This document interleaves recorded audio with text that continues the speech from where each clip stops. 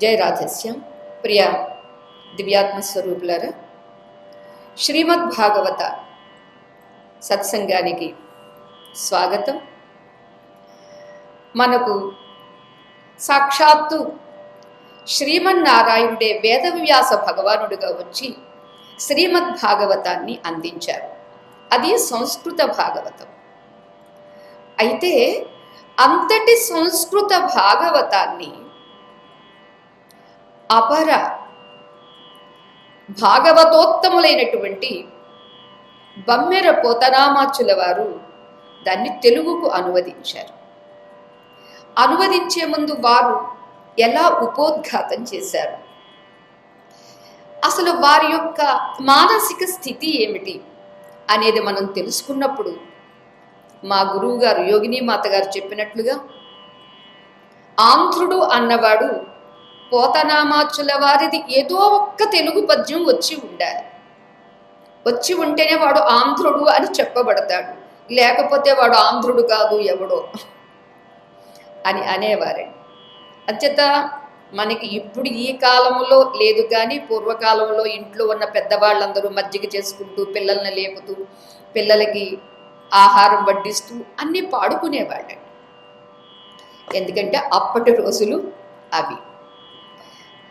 అంతేకాదు పోతనామాచులు వారు అంటారు, ఇటు తెలుగు వారిని అలానే సంస్కృత జ్ఞానం కలిగినటువంటి పండితుల్ని ఇద్దరికి సంతృప్తి కలిగేట్టుగా, ఇద్దరూ మెచ్చుకునేట్లుగా రెండింటినీ కలిపి నేను రచిస్తాను అని అంటారండి.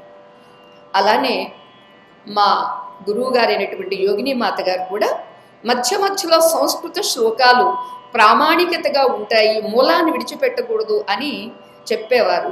అలా మూల శ్లోకాలు అక్కడక్కడ చెప్పుకొని మిగిలినటువంటివన్నీ మనం పోతనామాచుల వారి తెలుగు భాగవతాన్ని ఏ ఒక్క పద్యం కూడా విడిచిపెట్టకుండా మనం వెళదాం. అంతేకాదు నైమిషారణ్యంలో సూతముని సౌనకాది మునీంద్రులు అందరూ కలిసి ఏం చేశారు అని అంటే మనకిక్కడ సంస్కృత భాగవతంలో తెలియచేస్తారండి. నైమిషే అనిమిష క్షేత్రే ఋషయ శౌనకాదయ సత్రం స్వర్గాయ లోకాయ సహస్ర సమమాసత అని అంటే దీర్ఘ సత్రయాగం చేశారు అన్నారు. మామూలుగా ఏదైనా నవరాత్రి లేదా సప్తదిన లేకపోతే మండల లేకపోతే సంవత్సర అని ఒక సంకల్పం చేస్తుంటారు. ఇక్కడ నైమిషారణ్యంలో ఉన్నటువంటి శౌనకాది మునీంద్రులు సూత మహాముని అది ఏమి సంకల్పం అంటే ఇంత అని చెప్పలేము కాబట్టి దీర్ఘ సత్రయాగము అన్నారు. ఈ దీర్ఘకాలము ఎంత కాలం వెళుతుందో ఎవరు చెప్పలేరు, అందుకని ఇప్పటికీ వారు చేస్తూనే ఉన్నారు అన్నారండి. అలానే మనకు కూడా మరిది ఎంత దీర్ఘకాలాన్ని తీసుకుంటుందో చూద్దాం. అయితే అది ఎంత దీర్ఘకాలాన్ని తీసుకున్నా మనం మాత్రం కాలాన్ని అధిగమించేటటువంటి స్థితిని మాత్రం భగవంతుడు ప్రసాదించి తీరుతాడు. అందుకని కాలానికే కాలస్వరూపుడైనటువంటి భగవంతుడు కాబట్టి భగవన్ నామానికి భగవత్ కథా సుధా రసానికి అంతటి మహిమ ఉంది అనేది మనకిక్కడ శ్రీమద్ భాగవతంలో నిరూపణ అవుతుంది. శ్రీకైవల్య పదంబు చేరుటకునై చింతించెదన్ లోకరక్షైకారంభకున్ భక్త పాలన కళా సంరంభకున్ దానవోద్రేక స్తంభకున్ కేళిలోల విలసదృగ్జాల సంభూత నానాకంజాత భవాండ కుంభకున్ మహానందాంగన డింభకున్. అది మన పోతనామాచుల వారి యొక్క ప్రథమ ప్రార్థన. ఏమిటిది, ఎవరండి అంటే నేను శ్రీ కైవల్యాన్ని అనే పదాన్ని చేరడం కోసం నేను చింతిస్తూ ఉన్నాను అన్నారు. ఎవరిని చింతిస్తున్నారు? లోకాన్ని రక్షించడంలో ఏ ఒక్కడు మాత్రమే ఉన్నాడు అటువంటి వాడి. ఇద్దరు ముగ్గురు ఉన్నారా అండి అని అనుకుంటే సహజంగా మనం ఏమనుకుంటామంటే బ్రహ్మగారు సృష్టి చేస్తారు, విష్ణువు పోషణ చేస్తాడు, శివుడు లయం చేస్తాడు. అంచేది ఇక్కడ విష్ణువే పోషణ చేస్తాడు కాబట్టి లోక రక్ష ఏకారంభకు అన్నారండి. లోకాన్ని రక్షించడంలో ఇతడొక్కడు తప్ప మరొకడెవరు లేరు. అంతేకాదు భక్త పాలన కళా సంరంభకును, భక్తులను పరిపాలించడంలో ఎన్నో కళలు కలిగి ఉంటాడండి. ఎందుకని ఒక్కొక్క భక్తుడు ఒక్కొక్క రీతిగా ఉంటాడు కాబట్టి ఆయా భక్తుల యొక్క స్థితిని పరిస్థితిని బట్టి ఈయన అనేక కళలు ప్రదర్శించి వాళ్ళని ఉద్ధరిస్తూ ఉంటాడు. అంతేకాదు దానవోద్రేక స్తంభకున్, దానవుల యొక్క ఉద్రేకాన్ని ఒక అడ్డకట్టలాగా వేయగలిగినటువంటి వాడు, ఒక స్తంభంలాగా అడ్డుకునేటటువంటి వాడు ఎవరు? అటువంటి అతడిని. అంతేకాదు కేళి లోల విలస దృగ్జాల సంభూత నానా కంజాత భవాండ కుంభకున్ అని అన్నారండి. ఒక లీలగా ఒక ఆటగా ఒక్కసారి ఆ కృపా వీక్షణంతో సృష్టిని చెయ్యగలిగినటువంటి సమర్థుడు. ఏమిటది అనంటే భగవంతుడి యొక్క నేత్రములు సూర్యచంద్రుడు.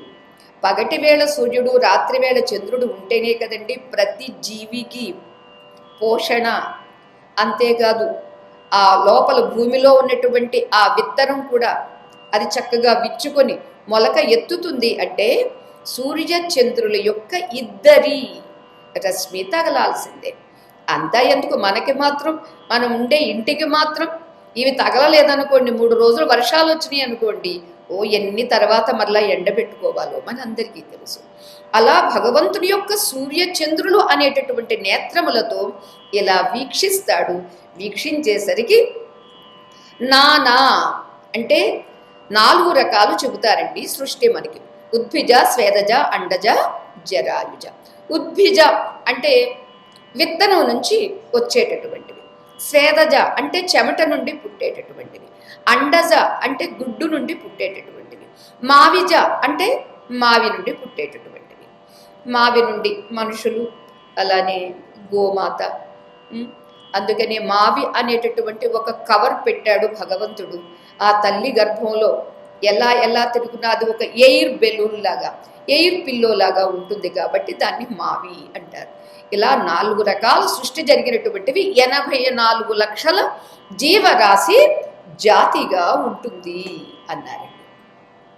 అంతేకాదు విలస దృగ్జాల సంభూత నానా కంజాత భవాండ కుంభకం. ఎంతటి సృష్టి చేసేటటువంటి వాడు ఎవరండి? బ్రహ్మగారు. నారద మహర్షి వాళ్ళ తండ్రి గారి దగ్గరికి వెళ్ళి అడిగారు, తండ్రి ఈ సృష్టి మీరు ఎందుకు చేస్తున్నారు, ఎవరి కోసం చేస్తున్నారు, మీరే చేస్తున్నారా, మీకు వెనక ఎవరైనా కారణం ఉన్నారా అని ఆయన ప్రశ్న పరంపర కురిపిస్తే, నాన్న ఇంతవరకు ఇలాంటి మంచి ప్రశ్న ఎవడూ వేయలేదురా నాన్న, నువ్వే వేసావు, చాలా సంతోషం. నేను ఒక పరికరాన్ని మాత్రమే, నన్ను కన్నవాడు వేరే ఉన్నాడు, అంచేత అతని శక్తి ఇది, అతని సామర్థ్యము అని చెప్పాడే. నానా కంజాత భవాండ కుంభకం.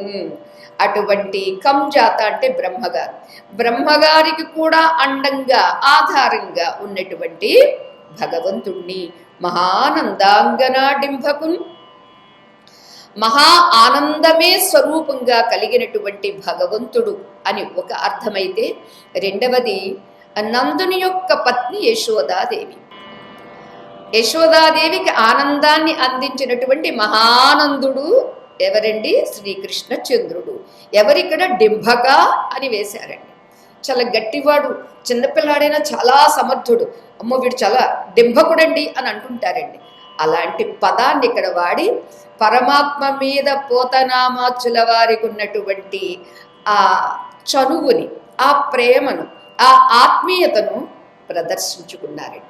ఇక ఆ తర్వాత వారు చేసినటువంటి ప్రార్థన ఏమిటంటే, వాలిన భక్తి మృక్కెదన్ అవారిత తాండవ కేళికిన్ దయాశాలికి శూలికిన్ శిఖరిజాముఖ పద్మమయూఖ మాలికిన్ బాల శశాంక మౌళికి కపాలికి మన్మథ గర్వ పర్వతోన్మూలికి నారదాది ముని ముఖ్య మనస్సరసీరుహాలికిన్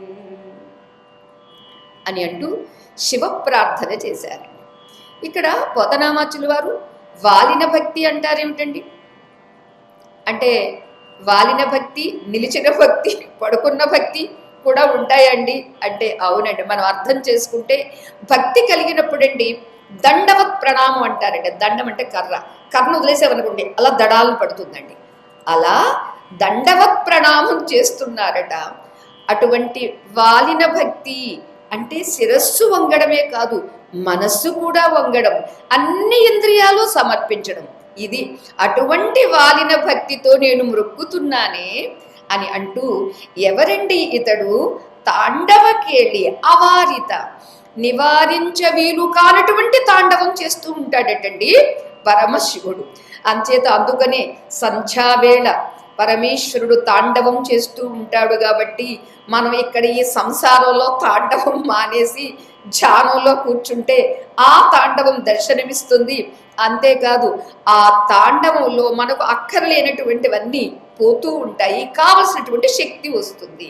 అంచేత అవారిత తాండవ కేళికి దయాశాలికి, నివారించలేని తాండవములో మైమరచిపోయేటటువంటి పరమేశ్వరుడు ఎవరండి?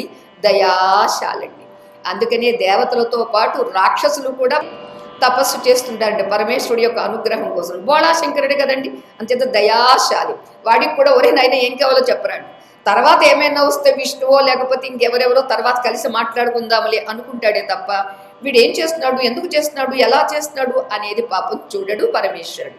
ఇవన్నీ చూసేవాడు మనవాడండి, శ్రీమన్నారాయణుడు.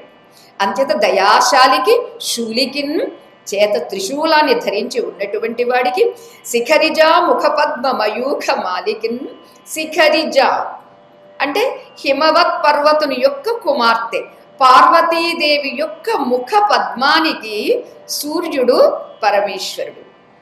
సూర్యుడు ఉదయిస్తేనే పద్మం వికసిస్తుందండి. అంచేత పార్వతీదేవి యొక్క ముఖ పద్మానికి ఎవరండి? పరమేశ్వరుడు, సూర్యుడు. అంతేకాదు బాల శశాంక మౌళికిన్, నెలవంక అంటే బాలచంద్రుడు అంటాం కదా, విధియ నాటి చంద్రుడు చూసి దర్శనం చేసుకుని నమస్కారం చేసుకోమంటుంటారు మన పెద్దవాడు. అంచేత అటువంటి బాలచంద్రుణ్ణి ధరించి ఉన్నటువంటి వాడు. కపాలికి, ఎప్పుడు చేతిలో కపాలం పట్టుకుని భిక్షాందేహి అంటాడట. అందరికీ జ్ఞానభిక్ష పెడతాడు, కానీ ఆయన మాత్రం అందరి దగ్గరికి వచ్చి వాళ్ళ దగ్గర ఉండేటువంటి భక్తి భిక్ష అడుగుతారు. మన్మథ గర్వ పర్వతోన్మూలికి, మన్మథుడి యొక్క గర్వం అనేటటువంటి పర్వతాన్ని ఉన్మూలన చేసి పడేసినటువంటి వాడు. అంతేకాదు నారదాది ముని ముఖ్య మనస్సరసీరుహాలికిన్ అన్నారు. నారదుడు మొదలైనటువంటి మునీశ్వరులందరి యొక్క హృదయ పద్మములో విహరించేటటువంటి వాడు. అటువంటి పరమేశ్వరుడికి వాలిన భక్తితో మొక్కెదను అన్నారండి. ఇక ఆ తర్వాత ఆతత సేవ చేసేద సమస్త చరాచర భూత సృష్టి విజ్ఞాతకు, భారతీ హృదయ సౌఖ్య విధాతకు, వేదరాశి నిర్ణేతకు, దేవతా నికర నేతకు, కల్మషచ్ఛేత్తకు, నతత్రాతకు, ధాతకు, నిఖిల తాపసలోక శుభప్రదాతకు. అంటే మనకి ఎందరో దేవతలు ఉన్నారు, ఆ దేవతల్ని ఏ రీతిగా ఎలా ప్రార్థించాలి అనేది మన సాంప్రదాయం అండి. హైందవ సనాతన సాంప్రదాయంలో అందరినీ స్వీకరిస్తారు, అందరూ ఒక్కటైనటువంటి జ్ఞానంతో ఆరాధిస్తారండి. అందుకనే అండి చాలామంది ఎవరిళ్లలో చూసినా 10 మందో లేకపోతే 15 మందో, ఎంత లేదని కనీసం 5 దేవుళ్ళు ఉంటారండి. అంతేదే శంకర భగవత్పాదుల వారు కూడా శివ పంచాయతనమని, విష్ణు పంచాయతనమని, శాక్తేయ పంచాయతనమని చెబుతూ ఉంటారట. 5 దేవతలు పెట్టుకోండి. ఏమిటంటే 5 దేవతల మీద దృష్టి స్థిరంగా ఉండదు కదా అని కొందరు అంటుంటారండి. ఆహాహా, స్థిరంగా ఉండడం కోసం 5 కూడా కలిసి ఒకటే శక్తి. ఈ 5 అనేటటువంటిది పంచభూతములు, పంచభూతములుగా విస్తరించినటువంటిది ఆ పరాత్పర పరబ్రహ్మ. కాబట్టి అంచేత మన సాంప్రదాయంలో ఎంతమంది దేవుళ్ళను పెట్టినా అంతా, ఎందుకంటే రోజుకో దేవుడు కదండి మనకి. ఇవాళ శనివారం గోవిందా గోవింద, ఆదివారం సూర్య భగవానుడు, సోమవారం శివ భగవానుడు, మంగళవారం ఆంజనేయ స్వామి, బుధవారం శ్రీకృష్ణ పరమాత్మ జన్మించినటువంటి రోజు. అంచేత బుధవారం కృష్ణ ప్రీతిగా, గురువారం గురు ప్రీతి, ఇది బృహస్పతి వారం అంటాము, గురువారం అంటాము గురువుగా. అదే మనకి దత్తాత్రేయ స్వామి అలానే దత్తాత్రేయ స్వామి సాంప్రదాయం వచ్చినటువంటి షిరిడి సాయి, సత్యసాయి, అలా గురువారం. శుక్రవారం అసలు చెప్పక్కర్లేదండి, లక్ష్మీదేవి లేదా లలితాదేవి. ఇక మళ్ళీ శనివారం వచ్చింది కదండి. ఇలా రోజుకో దేవుణ్ణి కూడా పూజిస్తూ ఉన్న ఎందరు దేవతలు వేరు కాదు సుమా. నా దేవుళ్ళు వేరే కానీ నా దివ్యత్వం ఒక్కటే. ఇది మన సాంప్రదాయం అండి. అంచేత ముందు పెద్దలకు ఈ జ్ఞానం కలిగి ఉంటే ఏ పిల్లలు ఏ చిన్న ప్రశ్న వేసినా వాళ్ళకి సమాధానం చెప్పొచ్చు రండి. మనకే తెలియదు, ఒరే నువ్వు అలాంటి పిచ్చి ప్రశ్నలు వేయొద్దురా అని అంటే, అందుకని నేను మానేస్తాను, నేను ఎందుకు చెయ్యాలి, నేను అసలు ఎందుకు దండం పెట్టాలి అని అంటాడండి. అంచేత వాడికి తెలిసేట్టుగా చెప్పాలంటే ముందు మనకి తెలియాలి కదా. ఇది మన సంస్కృతి యొక్క వైభవం తెలియచేస్తూ ఉన్నారండి. ఇక్కడ ఆతత సేవ చేసేద, ఎవరికి బ్రహ్మ ప్రార్థన చేస్తూ ఉన్నారండి. నీకు నిరంతరము సేవ చేస్తావు హే బ్రహ్మన్, సమస్త చరాచర భూత సృష్టి విజ్ఞాతకు, కదిలేటటువంటి కదలిక లేనటువంటి ఈ సర్వప్రాణులను చక్కగా సృష్టి చేసినటువంటి సమర్థుడివి, విజ్ఞాతవి నీవి. అంతేకాదు భారతీ హృదయ సౌఖ్య విధాత, భారతి అంటే సరస్వతీదేవి కదండి. సరస్వతీదేవి యొక్క హృదయానికి సౌఖ్యాన్ని కలిగించేటటువంటి విధాతవు నీవు. అటువంటి నీకు వేదరాశి నిర్ణేతకు, 4 ముఖములతో 4 వేదములను ప్రసరింపచేసినటువంటి వాడు కదండి బ్రహ్మగారు. అందుచేత వేదరాశిని నిర్ణయించినటువంటి నీకు దేవతా నికర నేతకు, దేవతా సమూహమునకంతటికీ కూడా నాయకుడు. ఇంద్రుడు మొదలైనటువంటి వాడు డైరెక్ట్గా విష్ణు భగవానుడి దగ్గరికి కానీ డైరెక్ట్గా శివుడి దగ్గరికి కానీ వెళ్ళలేరండి. వీళ్ళందరూ కలిసి బ్రహ్మగారి దగ్గరికి వస్తారండి. అప్పుడు బ్రహ్మగారు 4 ముఖాలతో కూడా ఆలోచిస్తే తెలియకపోతే అప్పుడు వెళతారండి. 4 ముఖాలకి కూడా మూలముఖం ఉన్నాడు కదా, అది శివుడికి సంబంధించిందా విష్ణువుకి సంబంధించిందా అని వెళతారు. అంచేత ఇక్కడ దేవతా నికర నేతకు, దేవతా సమూహానికి నాయకుడుగా ఉన్నటువంటి హే బ్రహ్మన్, మిమ్మల్ని నేను సేవిస్తూ ఉన్నాను. కల్మష ఛేత్తకు, కల్మషము ఎక్కడైనా ఉంటే దాన్ని ఛేదించేటటువంటి వాడివి. నతత్రాతకు, ఎవడైతే వంగి నమస్కరించాడో వాడిని రక్షించేటటువంటి వాడు. అంతేకాదు ధాతకు, ధాత అంటే బ్రహ్మ కదండి, సృష్టించేటటువంటి వాడు. నిఖిల తాపసలోక శుభప్రదాతకు, ఈ సర్వలోకములో ఉన్నటువంటి ఎవరైతే తపస్సులు ఉన్నారో అటువంటి ఆ తాపసులు ఉన్నటువంటి ఈ లోకానికి శుభాన్ని కలిగించేటటువంటి బ్రహ్మస్వరూపుడమైనటువంటి నీకు నేను నమస్కరిస్తున్నాను అని నిఖిల భువన ప్రధాన దేవత వందనం చేసిన తర్వాత ఇప్పుడు మొదలు పెడుతూ ఉన్నారండి. ఇంకా ప్రార్థన చేస్తున్నారండి పోతనామాచుల వారు. అంటే ఎంత ప్రార్థన చేస్తే ఆ సంస్కృత మూలానికి వ్యాస భగవానుని యొక్క హృదయాన్ని అర్థం చేసుకుని చెప్పాలంటే మా యోగినీమాత గారు అనేవారండి, కొన్ని చోట్ల సంస్కృత భాగవతాన్ని అతిశయింపచేసి వారు రచన చేశారు అని. అక్కడ ఏదో ఒక్క శ్లోకం చెబితే వీరు ఇక్కడ 10 పద్యాలు చెబుతారండి. అంత విస్తారంగా వర్ణించారండి. ఎక్కడి నుండి వచ్చిందండి అంటే ఉపాసన బలం అండి. ఇక్కడ తెలియచేస్తున్నారు. ఆదరమొప్ప మృక్కిడుదు నద్రిసుత హృదయానురాగ సంపాదికి, దోషభేదికి, ప్రపన్న వినోదికి, విఘ్నవల్లికాచ్ఛేదికి, మంజువాదికి, అశేష జగజ్జననంద వేదికిన్, మోదక ఖాదికిన్, సమద మూషక సాదికి, సుప్రసాదికిన్ అన్నారండి. ఆదరణతో నేను నమస్కారం చేస్తాను. ఎవరు అది, ఎవరికది? పర్వతరాజు హిమవంతుని యొక్క కుమార్తె అయినటువంటి ఉమాదేవి యొక్క మాతృప్రేమ అనేటటువంటి సంపదను సంపాదించిన వాడండి. ఎవరండి? బొజ్జగణపయ్య.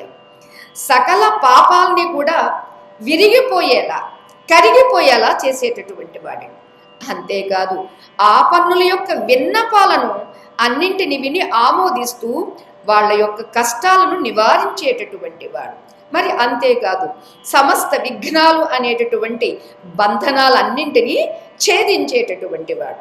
అంతేనా, మంజుల మధుర భాషణలతో అశేష భక్తులకు విశేషమైనటువంటి సంతోషాన్ని ప్రసాదించేటటువంటి వాడు. అంతేనా, నివేదించిన కుడుములు ఉండ్రాళ్ళు చక్కగా బొజ్జ నిండా ఆరగించి, ఆయన వాహనం ఉంది కదండి, ఏమిటది, బైక్. ఏమా బైక్, మూషకరాజు ఎలుకను అధిరోహించి విహరిస్తూ ఉంటాడండి.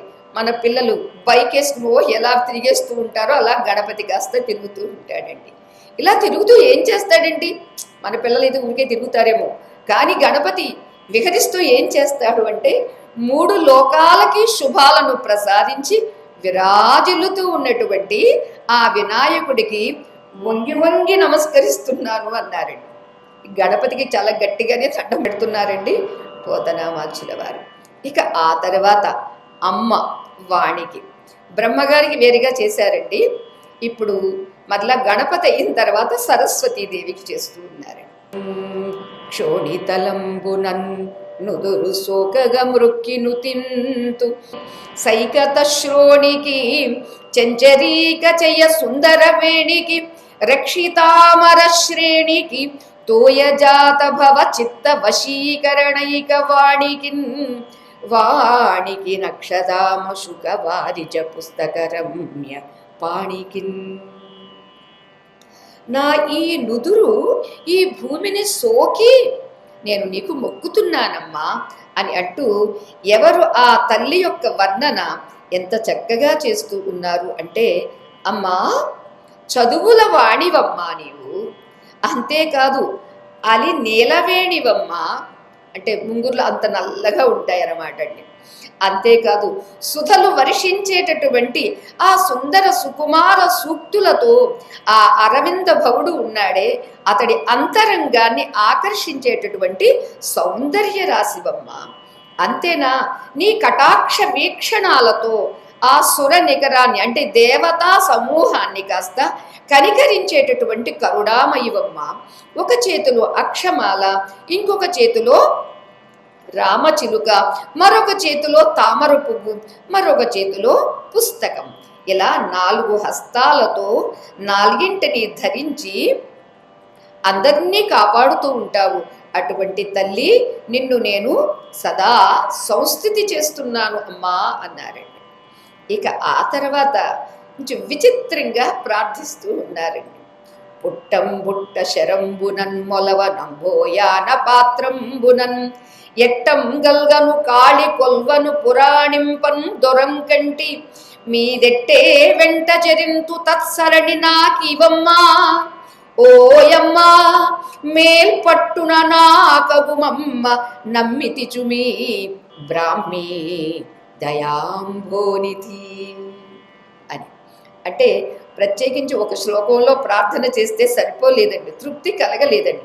ఏమంటున్నారంటే, అమ్మా అందరినీ పుట్టించేటటువంటి బ్రహ్మదేవుని యొక్క అర్ధాంగి సరస్వతీదేవి, ఎంత వర్ణన చేస్తున్నారో చూడండి. అంటే ఒక దేవుణ్ణి ప్రైజ్ చెయ్యాలి అంటే, ఇంప్రెస్ చెయ్యాలి అంటే, ఐస్ చెయ్యాలంటే ఎలా చెయ్యాలో, ఎలా ప్రార్థన చెయ్యాలో ఇక్కడ మనకి పోతనామాచుల వారు నేర్పిస్తూ ఉన్నారండి. అమ్మ సరస్వతీదేవి, నేను పుట్టలో పుట్టినటువంటి వాల్మీకిని కానమ్మా. ఇంకా చెబుతున్నారండి, బాణం నుంచి వచ్చినటువంటి పేరు కలిగిన బాణ కవిని కాదమ్మా నేను. రెల్లు పొదలో పుట్టినటువంటి సుబ్రహ్మణ్యుణ్ణి కాదమ్మా నేను. పడవలో పుట్టినటువంటి వ్యాసుణ్ణి కానమ్మా నేను. కాళికామాతను కొలిచినటువంటి కాళిదాసుణ్ణి కానమ్మా నేను. మరి ఏమీ కాదు ఏమిటి అంటావా? అందుచేతే అదేమీ కాదు కాబట్టే అమ్మా ఈ భాగవత పురాణ రచన కూడా ఎలా ఉండాలంటే పైన చెప్పినటువంటి వారి అందరి రచనలాగా ఉండాలి. ఇది నా కోరిక. చూడండి వారి చాకచక్యము, సామర్థ్యము. అంచేత పైన చెప్పినటువంటి వారందరి రచనలాగా ఉండాలి అని, గంభీరంగా చెయ్యాలి అని నేను పూనుకున్నానమ్మా. దీన్ని కూడా వారి రచనల వలె శాశ్వతంగా ఉండేట్టుగా అనుగ్రహించు తల్లి. నిన్నే నమ్ముకున్నానమ్మా, నన్ను ఇటువంటి మంచి మార్గంలో నడిపించు దయామయి అని అంటూ పుట్టంబుట్ట శిరంబునన్ మొలవ అనే ఈ పాఠ్యాంతరంలో కూడా చూస్తే పుట్టలో పుట్టి శిరస్సున పుట్టపట్టినటువంటి ఎవరండి? వాల్మీకి. అంచేత వాల్మీకిని కాను, నేను బాణుణ్ణి కాను, నేను సుబ్రహ్మణ్యుణ్ణి కాను, నేను పడవలో పుట్టిన వ్యాసుణ్ణి కాను, కాళీమాతను కొలిచిన కాళిదాసును కాను అంటూ ఎన్ని పేర్లు చెప్పి అవేవి నేను కాకపోయినా కూడా నా ఈ రచన శాశ్వతంగా నిలవాలి, ఈ రచన వల్ల ఎంతో మంది ఉద్ధరింపబడాలి. ఇది వారి యొక్క ప్రార్థన. ఇంకా అమ్మను ప్రార్థిస్తూనే ఉన్నారండి సరస్వతీదేవిని. శారద నీరదేందు ఘన సార పటీర మరాళ మల్లికాహార తుషార ఫేన రజతాచలకాశం ఫణీష కుంద మందార సుధాపయోధి సితతామర సామర వాహిని శుభాకారతనొప్పు నిన్ను మదిగానక నెన్నడు గల్గు భారతి. అమ్మా భారతి, శారదవమ్మ, నీవు ఏమిటి తెల్లని కాంతులు వెళ్ళి విరిసేటటువంటి శరత్కాల మేఘములా తెల్లగా ఉంటావు. అంతేకాదు శరదృతువులో ఉండేటటువంటి చంద్రబింబంలా తెల్లగా ఉంటావు. మరి అంతేకాదు పచ్చకర్పూరంలాగా ఉంటావు. అంతేకాదు మంచి గంధంలాగా ఉంటావు. ఒక రాజహంసలాగా ఉంటావు. ఒక జాజి పూల దండలాగా ఉంటావు. కురిసే మంచులాగా ఉంటావు. తెల్లని నురుగులాగా ఉంటావు. వెండి కొండలాగా ఉంటావు. రెల్లి పూలలాగా ఉంటావు. ఆదిశేషుడులాగా ఉంటావు తెల్లగా. మల్లె పువ్వులాగా తెల్లగా ఉంటావు. కల్పవృక్షంలాగా, అంటే మనకు తెలియదు కదండి, కల్పవృక్షం కూడా తెల్లగా ఉంటుందని అర్థం చేసుకోవాలి. కల్పవృక్షంలాగా తెల్లగా ఉంటావు. పాల సముద్రంలాగా తెల్లగా ఉంటావు. అంతేకాదు తెల్ల తామరలు, అవి తెల్లగానే ఉంటాయి.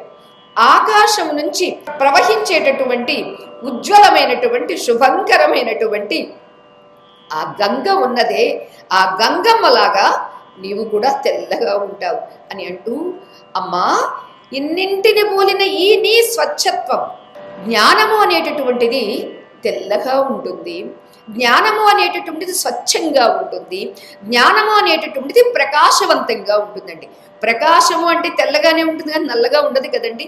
అంతేత సరస్వతి అని అంటేనే స్వచ్ఛత, శుద్ధత, అంచేత శ్వేతత్వము.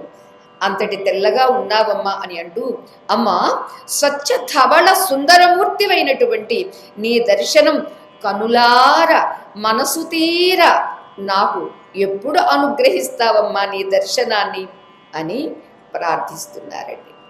అంబా నవాంబుజోజ్వల కరాంబుజ శారద చంద్ర చంద్రికాడంబర చారుమూర్తి ప్రకట స్ఫుట భూషణ రత్న దీపికా చుంబిత దిగ్విభాగ శృతి సూక్తి వివిక్త నిజ ప్రభావ భావాంబర వీధి విశ్రుత విహారిణి నన్ను కృపచోడు భారతి. అంబా అమ్మా అంటే చూడండి, ఆ అమ్మ అనే పిలుపులో ఏ రీతిగా కన్న తల్లినే అంటామో, కన్న తల్లులందరికీ తల్లి కదండి. అటువంటి ఆ తల్లిని అమ్మ వికాస ప్రకాశాలకు ప్రతీకగా అప్పుడప్పుడే వెళ్ళి విరుస్తూ ఉన్నటువంటి పద్మం అలంకరించినటువంటి హస్తంతో శరశ్చంద్రుని వెన్నెల వికాసానికి చల్లదనానికి అనురూపమైనటువంటి ఒక శ్వేత స్వరూపంతో విజ్ఞాన స్వరూపాలై దిగ్దిగంతాలు సర్వం వెలిగిస్తూ ఉన్నటువంటి ఆభరణాలలోని మణి మాణిక్యాల కాంతులతో వేద సూక్తులు వెల్లడి చేసేటటువంటి స్వీయ ప్రభావంతో ఉత్తమోత్తమైనటువంటి భావాల పరంపరలలో విస్తృతంగా విహరిస్తూ ఉండేటటువంటి హే భారతీదేవి, నీ దయాపూరిత దృక్కులతో నన్ను అనుగ్రహించమ్మా. ఇంత ప్రార్థన చేస్తే ఎవరు చూస్తూ ఊరుకోగలరండి? సరస్వతీదేవి ప్రార్థనలు ఇన్ని శ్లోకాల్లో చేశారండి. ఇక ఇప్పుడు అమ్మలగన్నయమ్మ, మన కనకదుర్గమ్మ అండి. అమ్మలగన్నయమ్మ ముగురమ్మల మూలపుటమ్మ చాలా పెద్దమ్మ సురాబులమ్మ కడుపారడి బుచ్చినయమ్మ తన్నులో నమ్మిన వేల్పుటమ్మల మనమ్ముల నుండెడియమ్మ దుర్గమాయమ్మ. దుర్గమాయమ్మ కృపాబ్ధి ఇచ్చుత మహత్వ కవిత్వ పటుత్వ సంపదల్ అని ప్రార్థిస్తూ ఉన్నారండి కనకదుర్గమ్మని. ఎవరి అమ్మా? తల్లులందరికీ తల్లి, సప్త మాతృకులను కన్నటువంటి తల్లి, ముల్లోకాలకు మూలమైనటువంటి లక్ష్మి, సరస్వతి, పార్వతి అనేటటువంటి ముగ్గురు తల్లులకు మూలమైనటువంటి తల్లి. అంతేకాదు అందరు అమ్మల కన్నా అధికురాలైనటువంటి గొప్ప తల్లి.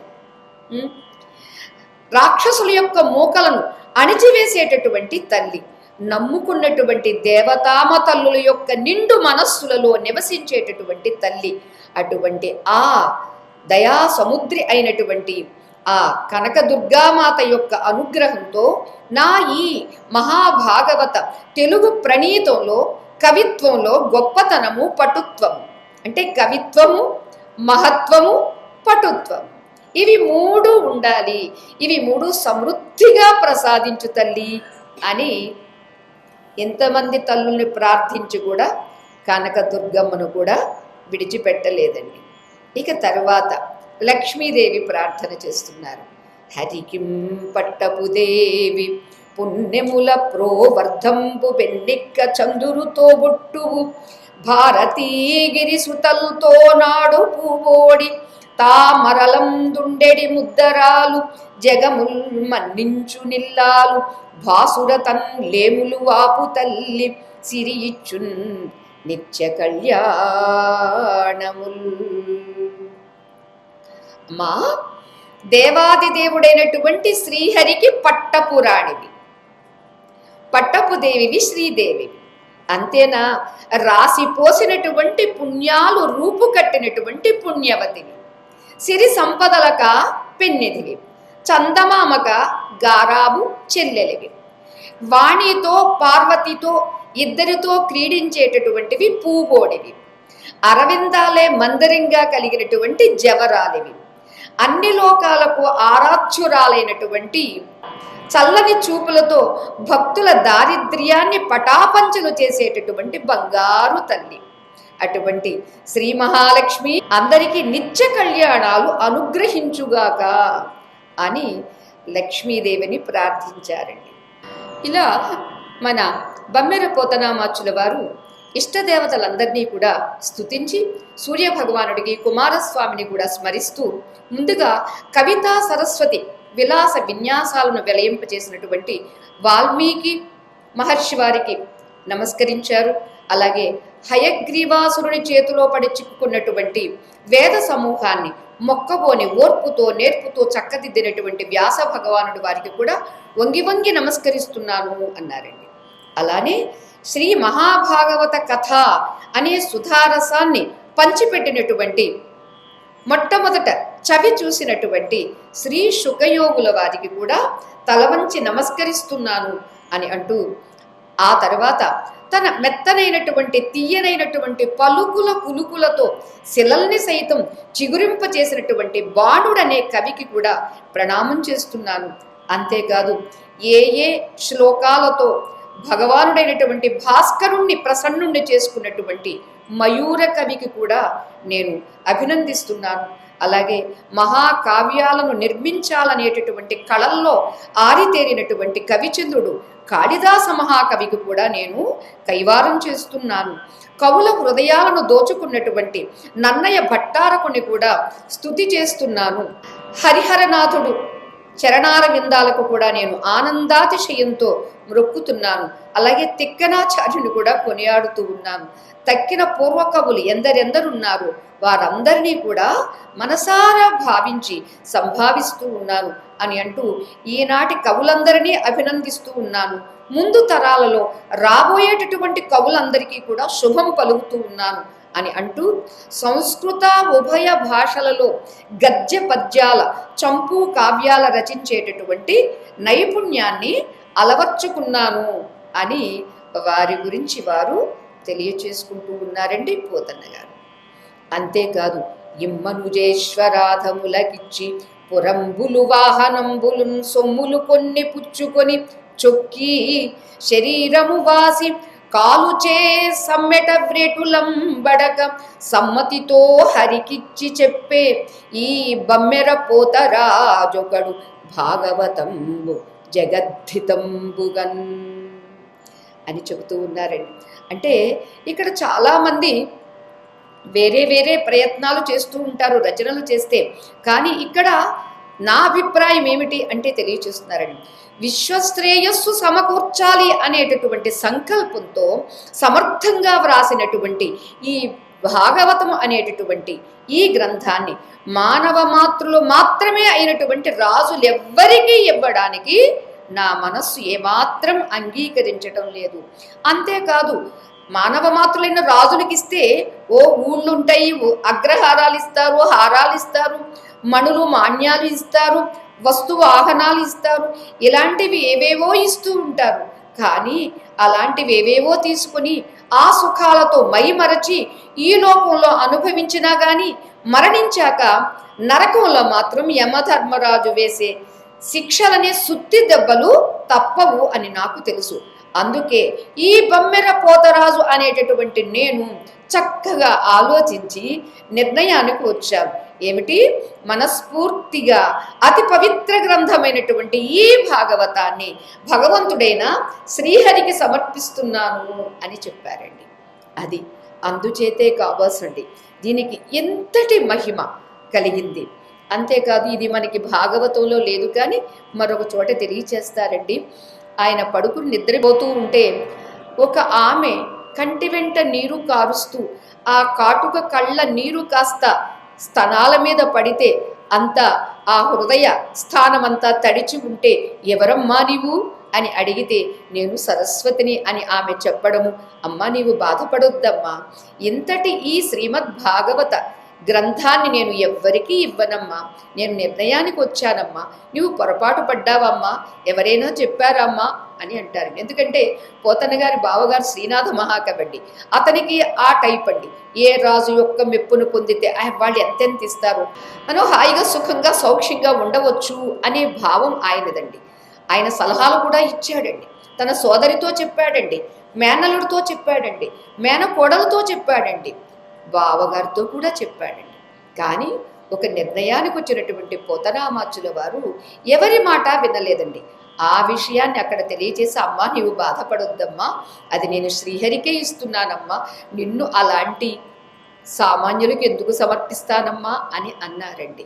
అంచేత అటువంటి సరస్వతీదేవి యొక్క కాటుక కంటి నీరును తుడిచినటువంటి మహానుభావుడు పోతనామాచుల వారు. ఇక్కడ తెలియచేస్తున్నారండి. ఇది మనందరికీ వచ్చినటువంటిది, తెలిసినటువంటిదే. చేతులారంగ శివుని పూజింపడేని, నోరు నవ్వంగ హరికి నుడువడేని, దయయు సత్యంబులోనుగా తలపడేని, కలుగనేటికి తల్లుల కడుపు చేటు. ఇలాంటి పద్యాలు చిన్నప్పుడే నేర్పించేవాళ్ళండి. ఇప్పుడు నేర్చుకునే పిల్లలు లేరు పాపం, ఎందుకంటే వాళ్ళకి రేమ్స్ పోయిమ్స్ వీటితోటే సరిపోతుందండి. ఇదన్నమాట అండి. ఇక్కడ చూడండి, ఆ శివకేశవ అభేదం. చేతులు అరిగేట్టుగా శివ పూజ చెయ్యాలట, నోరు నొప్పు పుట్టేట్టుగా హరికీర్తిని కీర్తించాలి అని. ఇక దయ, సత్యము, ఇవి రెండు హృదయంలో ఉండాలి. అవేమీ లేనటువంటి ఆ పిల్లాన్ని ఎవరైనా కన్నారు అంటే అయ్యయ్యో 9 మాసాలు వృధాగా మోసిందే, కలుగనేటికి తల్లుల కడుపు చేటు అని వారి అభిప్రాయాన్ని చెప్పారండి. ఇక ఆ తర్వాత వారి వంశం గురించి చెప్పారండి. ఏమిటి అంటే, వేల వేల జన్మలు ఎత్తి కూడబెట్టుకున్నటువంటి నా ఈ తపస్సు పండింది. నా హృదయంలో శ్రీమన్నారాయణుడి యొక్క పుణ్యకథలను విస్తరించి రచించాలనేటటువంటి కుతూహలం నిండింది. ఒక పున్నమి రాత్రి, అంటే వారి అనుభవాన్ని మనందరికీ పంచుతున్నారు. ఒక పున్నమి రాత్రి చంద్రగ్రహణం ఉంది ఆ రోజు. ఆ వేళ చందమామ నిండుగా ఉన్నాడు, పండు వెన్నెలు కురుస్తూ ఉన్నవి. పెద్దల యొక్క అనుజ్ఞ పొంది ఆకాశాన్నంటే ఉత్తుంగ తరంగాలతో పొంగి ప్రవహిస్తూ ఉన్నటువంటి గౌతమి గంగకు వెళ్ళాను అన్నారండి. గౌతమి అంటే మనకి రాజమండ్రి తూర్పు గోదావరిలో ఉన్నటువంటి గౌతమి. ఆ నదిలో స్నానం చేసి వచ్చి ఒక ఎత్తైన తెల్లని ఆ ఇసుక తిన్నె మీద కూర్చుని పరమశివుణ్ణి ధ్యానిస్తూ ఉన్నాను. ఎలా ధ్యానిస్తూ ఉన్నాను? అర్ధ నిమీలిత నేత్రాలతో శివుణ్ణి ధ్యానిస్తూ కూర్చున్నాను.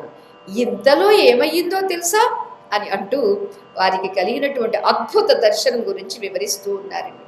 మెరగు చెంగటనున్న మేఘంబు కైవడి ఉవిద చెంగటనుండ నొప్పువాడు చంద్రమండల సుధాసారంబు పోలిక ముఖమున చిరునవ్వు మొలచువాడు వల్లీయుత తమాల వసుమతీజము భంగి పలు విల్లు మోపున పరగువాడు నీలనగాగ్ర సన్నిహిత భానుని భంగి ఘన కిరీటము తల కలుగువాడు పుండరీక యుగము పోలు కన్నులవాడు బెడదయురము వాడు విపుల భద్రమూర్తివాడు రాజముక్షుడొక్కరుడు నా కన్నుగవకు ఎదురు కానబడియే అన్నారు. ఆశ్చర్యం ఏమిటంటే పోతన్న గారు శివుణ్ణి ధ్యానం చేస్తూ ఉంటే ఎంతలో ఒక అద్భుతం జరిగిందండి. ఏమో అద్భుతం అని అంటే ఆ సమయంలో ఒక రాజశేఖరుడు ఒకడు నా కళ్ళ ముందు సాక్షాత్కరించాడు. ఎలా ఉన్నాడు అని అంటే ఒక మేఘం ప్రక్కన మెరుపులాగా ఆయన ప్రక్కన ఒక స్త్రీమూర్తి ఉంది. ఈయన మేఘం, నీలి మేఘం, నల్లగా ఉంటాడు కదండి. నలుపు అంటే పూర్తి మనం అనుకున్న నలుపు కాదండి. నీలి మేఘము అంటే ఆ నీలి మేఘపు కాంతిలో ఉన్న ఆ మేఘం వర్షిస్తుందండి. మరి ఈ నీలి మేఘపు కాంతిని ధరించి వచ్చినటువంటి రామకృష్ణాదులు అవతారాలు ఏమి వర్షించారండి? అనుగ్రహాన్ని వర్షించారండి, కృపావృష్టిని అనుగ్రహించారండి. అంచేత అటువంటి వాడు నా కళ్ళ ముందు ప్రత్యక్షం అయ్యాడు. అంతేకాదు ఆయన ప్రక్కన మెరుపులాగా ఒక స్త్రీమూర్తి ఉంది. అంటే సీతమ్మ చాలా తెల్లగా ఉంది, ఈయన కాస్త నల్లగా ఉన్నాడండి. అంతేకాదు చంద్రమండలంలో నుంచి కురిసేటటువంటి అమృత ధారల ఆయన ముఖార విందము నుండి మందహాసము అంటే చిరుమందహాసం అనే అమృతం చిందిస్తూ ఉన్నాడండి. కానుగ వృక్షాన్ని చుట్టుకున్నటువంటి తీగలాగా ఆయన భుజాగ్రాన్ని ఒక ధనస్సు వేలాడుతూ ఉంది. అంతేకాదు నీలగిరి శిఖరంలో ప్రకాశించేటటువంటి ఒక భానుబింబం లాగా ఆయన శిరస్సుపై కిరీటం ధగధగా మెలమిలా మెరుస్తూ ఉన్నదండి. ఈ రీతిగా విరిసినటువంటి తెల్లని తామర రేకుల వంటి కన్నులతో ఆ దళం కాస్త గులాబీ రంగులో ఉంటుంది, ఆ దళం కాస్త ఆర్ద్రతగా ఉంటుంది, ఆ దళం కాస్త సౌకుమార్యంగా ఉంటుంది. ఇది భగవంతుని యొక్క దృష్టిలో ఉండేటటువంటి గొప్పతనం. దాన్ని మాత్రమే పోలుస్తారట, ఇక పోల్చడానికి వేరే ఏమీ లేవండి. అంచేత తామర రేకుల వంటి కన్నులతో, విశాలమైనటువంటి వక్షస్థలంతో, విశ్వమంగళ స్వరూపంతో ఆ రాజశ్రేష్ఠుడు నా కళ్ళెదుట నిలబడి నా కళ్ళకు కనువిందు చేశాడు అని పోతనామాచుల వారు అంటున్నారండి. ఏమిటండి శివధ్యానం చేస్తే రాముడు కనిపించడం ఏమిటండి అంటే రాముడు శివుడు ఒక్కరేనా, లేకపోతే ఆయన ఈయన్ని పంపించాడా? వేరు కాదండి.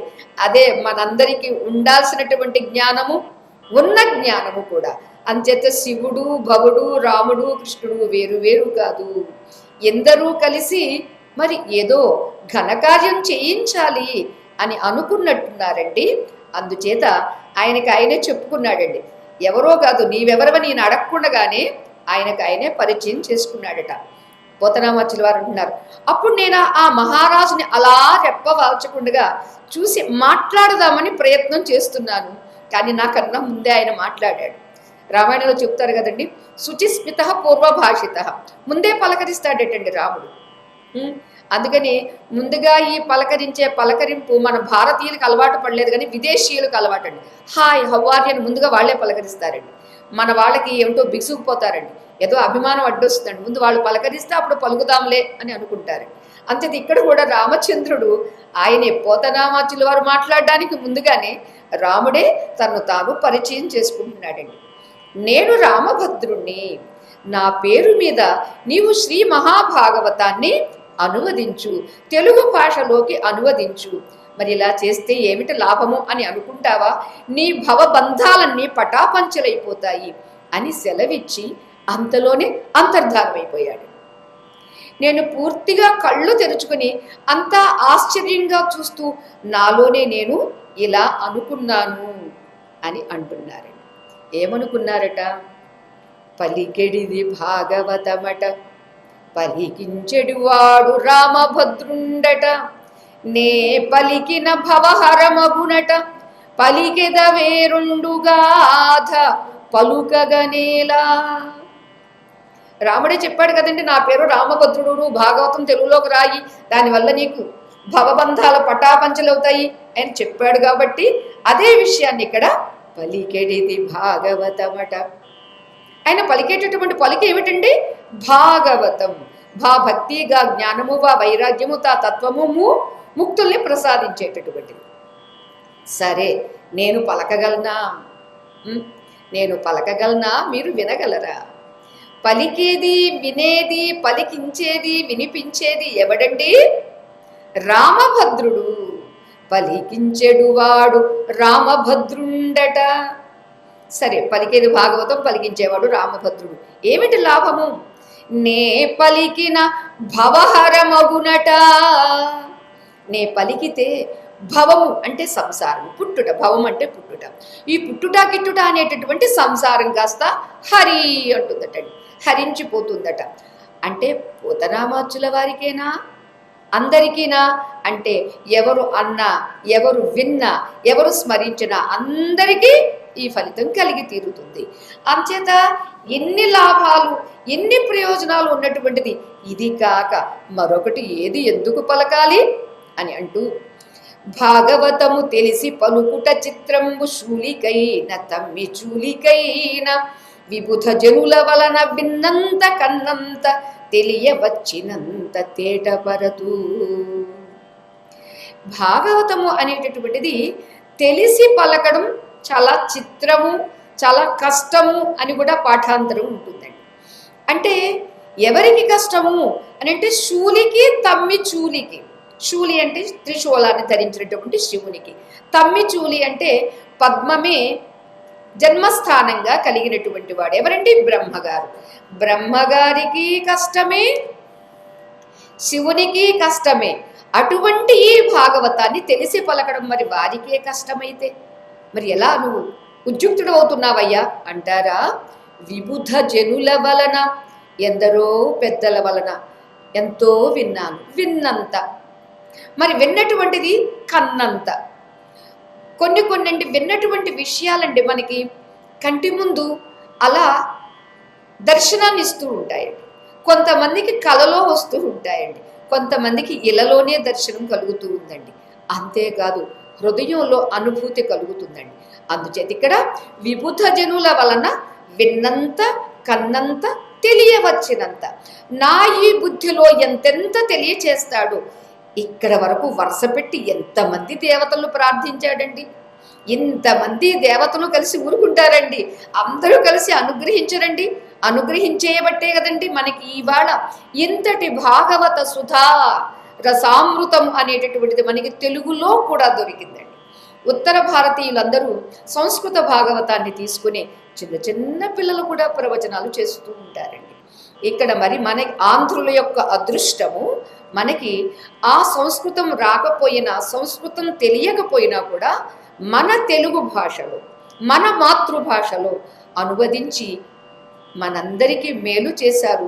మరి మనందరం పోతనామాచుల వారికి రుణపడి ఉన్నామండి. ఆ రుణం తీర్చుకోవాలంటే ఏం చేయాలండి?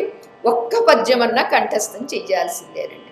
చేస్తేనే అవును అవును నేను కూడా ఆంధ్రుణ్ణే అని మనం చెప్పుకోవడానికి అర్హత వస్తుందండి. ఇంకా తెలియచేస్తున్నారు, కొందరకు తెలుగు గుణమగు, కొందరకును సంస్కృతంబు గుణమగు, రెండు కొందరికి గుణములగు, నేనందరమెప్పింతు కృతులనయ్యడలన్. కొంతమందికి తెలుగు ఇష్టంగా ఉంటుందటండి, తెలుగు బాగా రుచిస్తుంది. మరి కొంతమందికి సంస్కృతం చాలా గొప్పది అనేటటువంటిది. అంచేత నేనేం చేయాలనుకుంటున్నాను?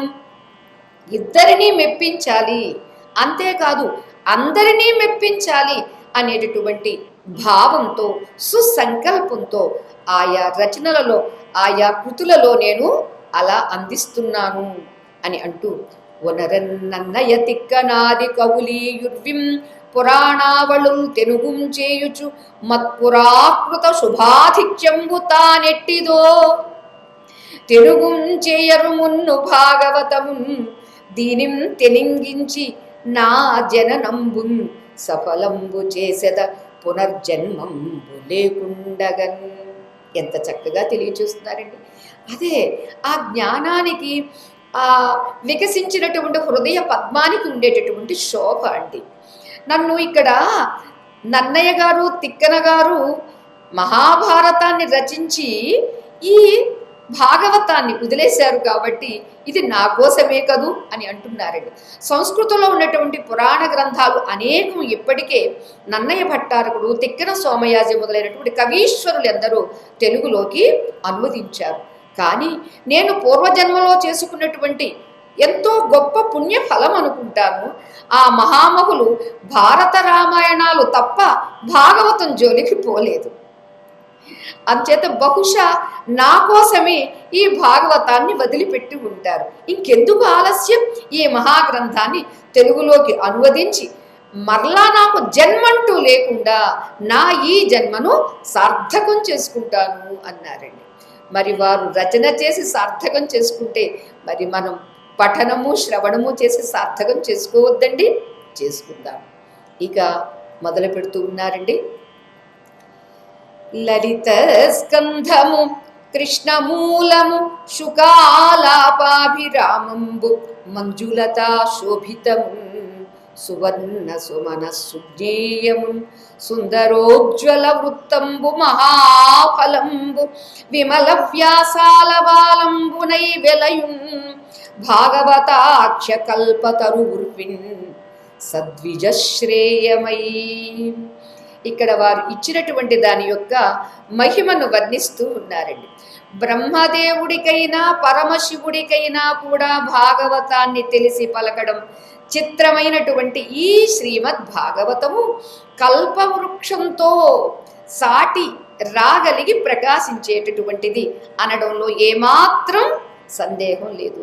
దీన్ని రెండు రకాల అన్వయార్థాలు చేసుకోవచ్చు, రెండు రకాల పదప్రయోగాలతో ఇలా మనకి వివరించారు అని అంటూ కల్పవృక్షం కొమ్మలతో చాలా మనోజ్ఞంగా ఉంటుంది. అయితే భాగవతం స్కంధాలనేటటువంటి 12 భాగాలతో లలిత మనోహరమైనది అన్నారండి. ఇక్కడ మనం 12 స్కంధాలతో భాగవతము అని చెప్పారు కదా, నిన్న మనం వివరించుకున్నాం 12 స్కంధాలు భగవంతుని యొక్క అవయవాలుగా ఎలా ఉన్నవి అని. ప్రథమశ్చ ద్వితీయశ్చ చరణౌద్వౌ ప్రకీర్తితౌ. భగవంతుని యొక్క ఆ శరీర అవయవాల్లో మొదటి స్కంధము, రెండవ స్కంధము భగవంతుని యొక్క చరణములు అంటే పాదములు. ఇక తృతీయశ్చ చతుర్థశ్చ ద్వావూరు సముదీరితౌ. ఇక మూడవ స్కంధము, నాలుగవ స్కంధము ఊరు భాగములుగా అంటే 2 ఊరు భాగములుగా ఉన్నవి స్వామికి. ఇక పంచమో నాభిదేశస్యాత్ షష్టో హృదయ ఉచ్యతే.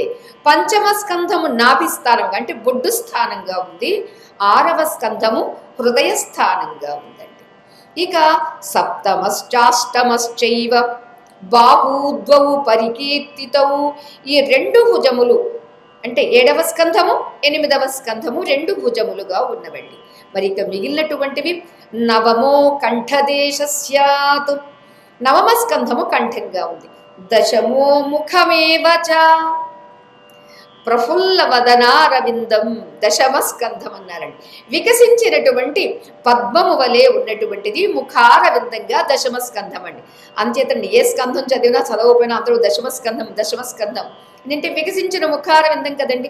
అంతేకాదు శరీరంలో ప్రధానంగా మనకి ముఖమే ఉంటుంది కాబట్టి ఇక్కడ స్వామి యొక్క అన్ని అవయవాలను స్పృశించేటటువంటి శక్తి సమయము లేకపోయినా ముఖారవిందాన్ని దర్శిస్తే బాగుంటుంది అని చాలామంది 10వ స్కంధానికి వెళుతూ ఉంటారండి. అంచేత ఇక్కడ 10వ స్కంధము ముఖారవిందంగా ఉంది. ఏకాదశో లలాటం స్యాత్. 11వ స్కంధం లలాట భాగంగా ఉంది. అంతేకాదు ద్వాదశోస్తు శిఖోచ్యతే. 12వ స్కంధం స్వామికి శిఖగా ఉంది అన్నారండి. అంచేత ఇవాళ మనం సంకల్పించాము స్వామి యొక్క ఆ సంపూర్ణ అవయవాలను, సంపూర్ణ ఆ స్వరూపాన్ని స్పృశిద్దాము, పఠనం చేద్దాము, శ్రవణం చేద్దాము, తరిద్దాము అని. అంచేత ఇక్కడ 12 స్కంధాలతో ఉన్నటువంటిది కల్పవృక్షము అనేటటువంటి భాగవతము చాలా లలితంగా మనోహరంగా ఉంది అని అన్నారండి. కల్పవృక్షం నల్లగా ఉండేటటువంటి వేళ్ళు కలది. అయితే మరి భాగవతానికి వేరు ఎవరండి? మూలం అని కూడా అంటారు కదా, చెట్టు మూలము అని అంటాం కదా. అలా కల్పవృక్షము అనే భాగవతానికి మూలం ఎవరండి? ఆ మూలం నల్లగా ఉంటే మనవాడు కూడా నల్లగానే ఉంటాడు కదండి. భగవంతుడైనటువంటి శ్రీకృష్ణుడు నల్లని వాడు మూలముగా కలిగి ఉన్నటువంటి కల్పవృక్షము ఈ భాగవతం. అంతేకాదు కల్పవృక్షం చిలుకల పలుకులతో కిలకిల రావాలతో మనోహరంగా ఉంటుంది. మరి అలానే ఇక్కడేం పక్షులు ఉన్నాయండి అని అంటే, భాగవతం అనేటటువంటి ఈ కల్పవృక్షం మీద శ్రీశుక మహర్షి అనేటటువంటి ఈ చిలుక మధుర వాగ్ధారలతో మనోజ్ఞంగా మాట్లాడుతూ ఉంటుందండి. ఎప్పుడూ అది చిందిస్తూనే ఉంటుందండి సుధా రసాన్ని. అంచేత ఆ కల్పవృక్షము అందమైన పూల తీగలతో అలంకరింపబడి ఉంది. మరి ఈ మన భాగవతము అనేటటువంటిది మనోహరమైనటువంటి వాక్కులు అనేటటువంటి పూలతో అలరారుతూ ఉంది. ఇక కల్పవృక్షం మంచి మంచి రంగుల పూలతో శోభిల్లుతూ ఉంటే, ఇక్కడ భాగవతము అనేటటువంటిది అక్షర సార్థకమైనటువంటి సజ్జనుల యొక్క మనస్సును అలరిస్తూ ఉందండి. ఇక కల్పవృక్షం సుందరంగా ఉజ్వలంగా ప్రకాశిస్తూ గుండ్రంగా ఉంటే, మరి మన భాగవతము సుందరోజ్వలం అన్నారండి. సుందరమైనటువంటి ఉజ్వలమైనటువంటి కాంతి కలిగినటువంటి చక్కటి పద్య వృత్తాలు, అక్కడ ఆ వృత్తాలైతే ఇక్కడ పద్య వృత్తాలు కలిగి ఉన్నటువంటిది. అంతేకాదు కల్పవృక్షం ఎంతో గొప్ప గొప్ప కామితార్థాలను కూడా ప్రసాదిస్తుంది. కల్పవృక్షం నీడ నుండి ఒక వ్యక్తి అయ్యో నాకు ఆకలి వేస్తుంది అని అనుకున్నాడండి, ఆహారం వచ్చేసిందండి. దాహం వేస్తుంది అనుకున్నాడండి, మంచినీళ్ళు వచ్చేసినాయండి. పడుకోవడానికి ఏదైనా ఉంటే బాగుండు అనుకోండి, పాన్పు వచ్చేసిందండి. పాన్పు మీద పడుకున్నాడు. లేచిన తర్వాత అవును నేను అనుకున్నవన్నీ వచ్చేసినాయి, ఇక్కడ దెయ్యం ఏమీ లేదు కదా అని అనుకున్నాడండి. దెయ్యం వచ్చేసిందండి. అయ్యో ఇది నన్నేం మింగేది కదా మనం మింగేసిందండి. కథం. ఎందుకని? అది కల్పవృక్షం. పాపం వాడికి అది కల్పవృక్షం అని తెలియలేదండి. ఇక్కడ కూడా కల్పవృక్షం అనేటటువంటిది కామితార్థాన్ని ఇస్తుందండి. అందుచేతనే ఎప్పుడు కూడా శుభాన్నే కోరుకోవాలి, ఎప్పుడూ కూడా మనస్సులో అశుభాన్ని సంకల్పించవద్దు అని చెప్పడం అండి. అంతే ఇక్కడ భాగవతం అనేటటువంటి కల్పవృక్షం ఏం చేస్తుందండి? మోక్షంతో సహా ప్రసాదిస్తుందండి, సర్వాన్ని సమకూర్చేటటువంటిదండి. అంతేకాదు ఒక కల్పవృక్షం విశాలమైనటువంటి చుట్టుకొలత కలిగినటువంటి ఒక మానుతో ఉంటుందండి. మరి అలాగే ఈ భాగవతం అనేటటువంటిది స్వచ్ఛమైనటువంటి వ్యాస భగవానుడి చేత విరచింపబడినటువంటి వ్యాసాలతో నిండి ఉన్నది కాబట్టి అటువంటి కల్పవృక్షం ఇది. ఇక ఈ కల్పవృక్షం స్వర్గంలో వెలసిల్లుతూ ఉంది. మరి మన ఈ భాగవత కల్పవృక్షం మన భూలోకంలో విరాజిల్లుతూ ఉందండి. అటువంటి ఈ కల్పవృక్షం శుక పికాది పక్షులకు సైతం శ్రేయస్కరమైనటువంటిది. అటువంటి ఆ భాగవతం ఉత్తములకు, సద్బ్రాహ్మణులకు, సద్భక్తులకు శ్రేయోదాయకమైనది అని చెప్పారండి. మరి మనం వీరిలో ఏదో ఒక కోవకు చెందే ఉంటామండి. భక్తులుగా జిజ్ఞాసులుగా ఉన్నాము కాబట్టి మనకు కూడా ఆ ఫలితం కలిగి తీరుతుందండి అని చెబుతూ, ఇట్లు భాసిల్లడు శ్రీ మహాభాగవత పురాణ పారిజాత పాదప సమాశ్రయంబునను హరి కరుణా విశేషంబునను కృతార్థత్వం సిద్ధించెనని బుద్ధి నెరింగి లేచి మరలి కొన్ని దినంబులకు ఏకశిలా నగరంబునకు చనుదెంచి అందు కురు వృద్ధ బుధ బంధుజన అనుజ్ఞాతుండనై. అంటే అండి మన భారతీయ సంస్కృతిలో ఏ రీతిగా పూర్వకాలపు వాళ్ళు ఉండేవారు, ఎంత జ్ఞానము ఉన్నా ఎక్కడా మిడిసిపాటు లేకుండా గర్వం లేకుండా ఏం చేశారు అనేదానికి ఇది ఒక పెద్ద నిదర్శనం అండి. చెబుతూ ఉన్నారు ఇలా ఎంతటి ప్రకాశమానమైనటువంటి పురాణరాజమైనటువంటి ఈ భాగవతం అనేటటువంటి కల్పవృక్షాన్ని సమాశ్రయించడం వల్ల, శ్రీహరి విశేషంగా అనుగ్రహించడం వల్ల నా జన్మ చరితార్థమయ్యింది అని నాకు చక్కగా అర్థమయ్యింది. చూడండి, మనకు కూడా అర్థమయ్యింది కదూ, వినడం కూడా మన జన్మ చరితార్థమే కదండి. అప్పుడు నేను ఆ నదీ ప్రదేశం నుంచి కదిలి కొన్నాళ్లకు ఏకశిలా నగరానికి తిరిగి వచ్చాను. ఇక అక్కడ గురువులు, వృద్ధులు, పండితులు, బంధువులు మొదలైనటువంటి పెద్దలందరి అనుజ్ఞ తీసుకున్నాను అని చెబుతున్నారండి. ఇక ఆ తర్వాత వారి యొక్క గోత్రం ఏమిటి, వారి వంశం ఏమిటి అనేది కూడా వివరించారండి. అది కూడా మనం సంక్షిప్తంగా చెప్పుకుని ముందుకు వెళ్ళిపోదాం. కౌండిన్య సుగోత్రంలో ఆవిర్భవించిన వాడు, ఆపస్తంభ సూత్ర అనుయాయి, పుణ్యాత్ముడు ధన్యాత్ముడు అయినటువంటి వాడు భీమన్న మంత్రి. ఆయన కుమారుడు అన్నయ్య, ఆయన అర్థాంగి గౌరమ్మ.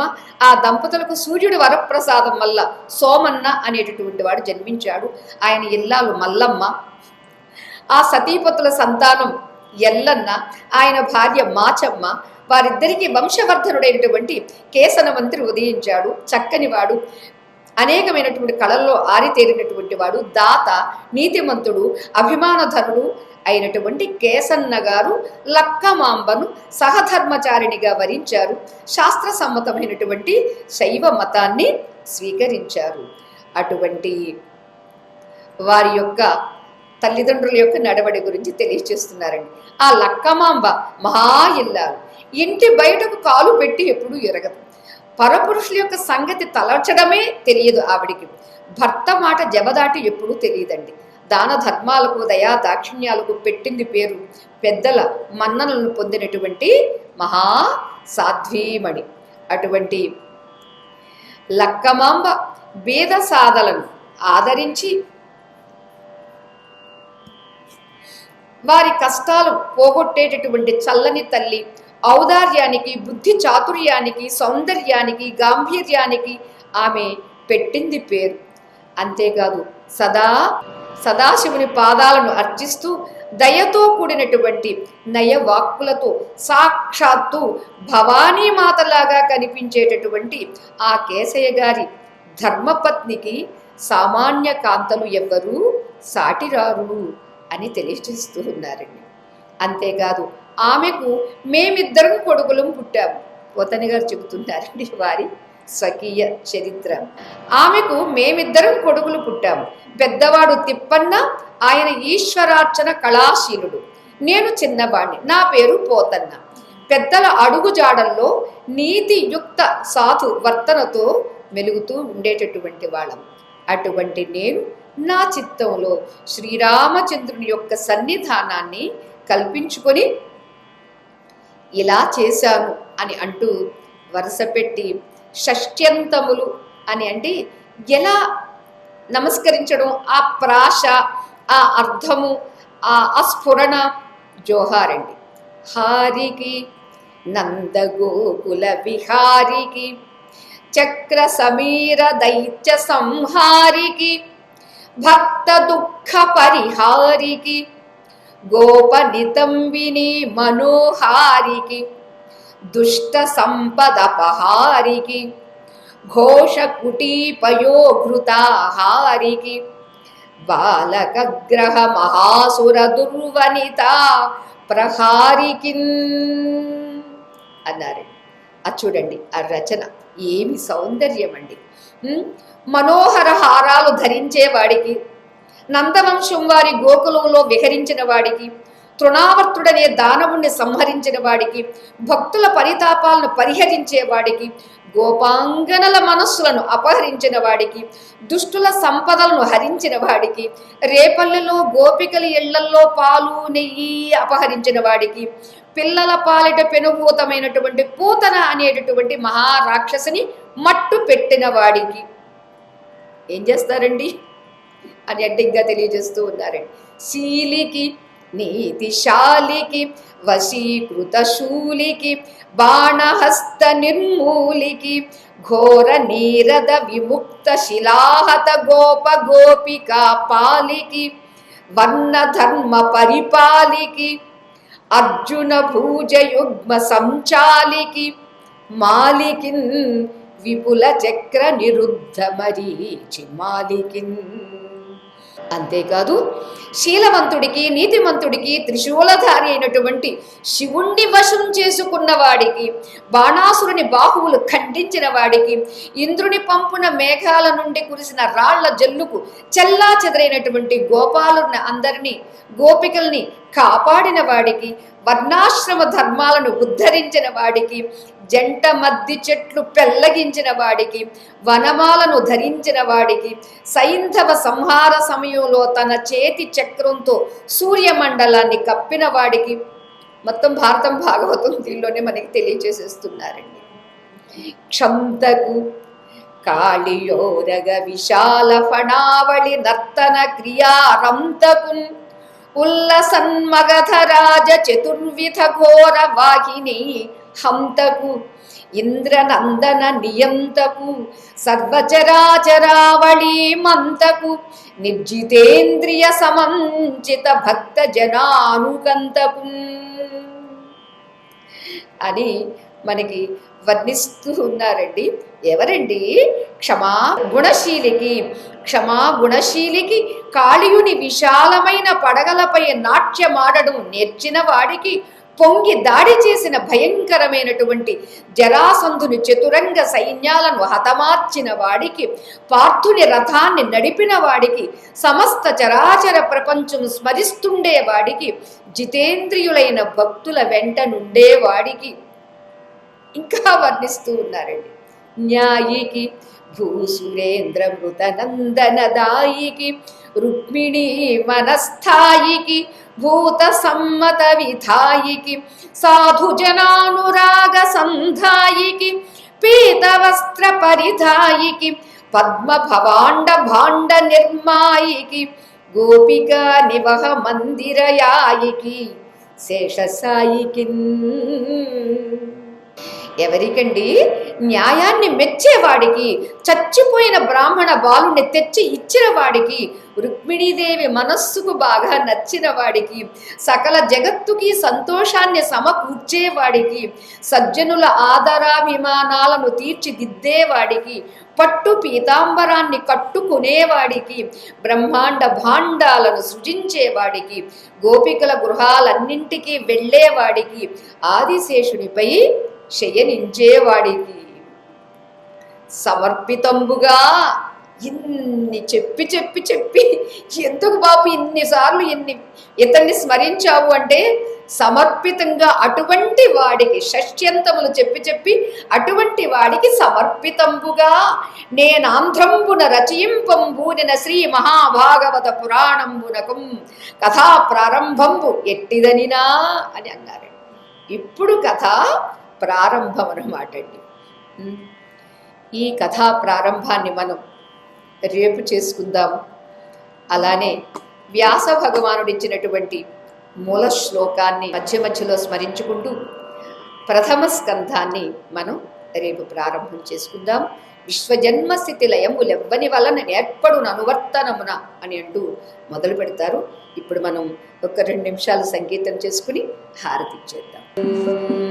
కలికల్మషహర కళ్యాణ రూపధర కలికల్మషధర కళ్యాణ రూపధర కారుణ్య విగ్రహ కేవలానుగ్రహ కారుణ్య విగ్రహ కేవలానుగ్రహ గోవింద గోవింద గోవింద హరే గోవింద గోవింద గోవింద హరే గోవింద గోవింద గోవింద హరే గోవింద గోవింద గోవింద హరే పూర్ణచంద్రానన ప్రేమ ప్రసారణ పూర్ణచంద్రానన ప్రేమ ప్రసారణ పరమ కృపానన పరమార్థ సాధన పరమ కృపానన పరమార్థ సాధన గోవింద గోవింద గోవింద హరే గోవింద గోవింద గోవింద హరే గోవింద గోవింద గోవింద హరే. ఓం మంగళం యాదవేంద్రాయ మహనీయ గుణాత్మనే చక్ర चक्रवर्ति तनूजाय सार्वभौमाय मंगलम्। लोकाः समस्ताः सुखिनो भवन्तु, सर्वे जनाः सुखिनो भवन्तु। ॐ शान्तिः शान्तिः शान्तिः।